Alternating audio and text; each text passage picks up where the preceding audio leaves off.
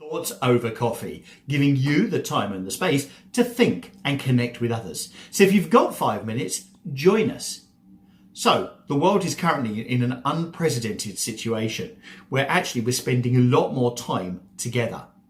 So one of the key attributes of having that time together is the communication. And one major part of the communication piece is listening. And how well do we listen to each other?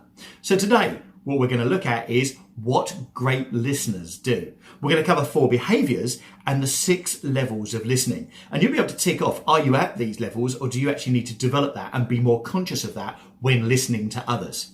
So with the 4 behaviours, let's go. At number 1, the first behaviour is they're active participants. Good listeners are active participants, not just hearers. They're two-way communicators. They ask constructive questions and are never critical. The second behaviour is they make the speaker feel confident and safe or supported just as they need. They are positive and they give a positive experience to the speaker and give them the time and the space that they need. The third thing is they challenge the speaker. They're not defensive and they don't make them defensive. They're not competitive and they're also not argumentative.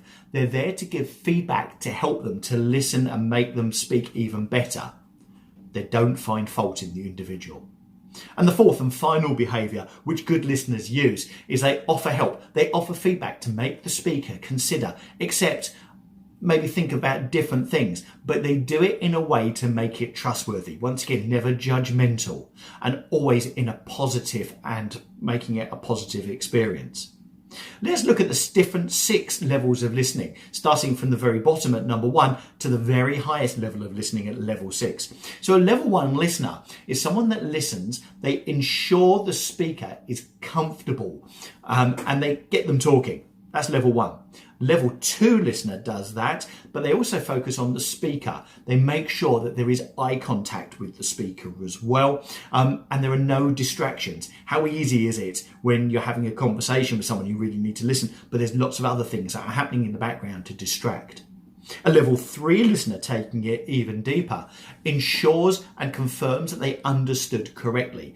Lots of people take about ums and ahs and repeating. Actually, what they do is they make it better by questioning, but also they do it by sometimes paraphrasing, not doing it in an obvious way that you're paraphrasing everything, but doing it little by little to paraphrase and show that they've understood a little bit of a summary. The 4th level of listening is they pay attention to the speaker's body language. Quite often in communication, body language is the greater giver away than what is actually being said.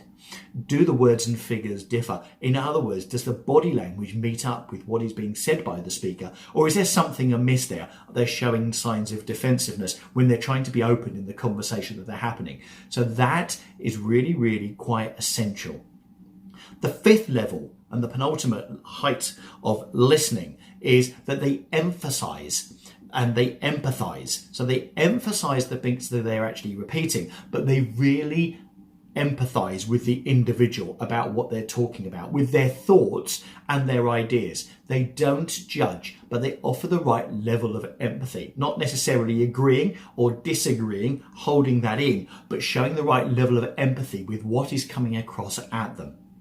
And the 6th and the highest level of listening, which is the essential part here, if we can get to that, is that they encourage different perspective. They question, they offer different explanations, and they challenge, but they do it in the right way, that they are not taking over. They're just getting people and they're just getting the speaker to consider in a different way. So there you can see we have 4 different behaviours, but we've also got 6 different levels of listening.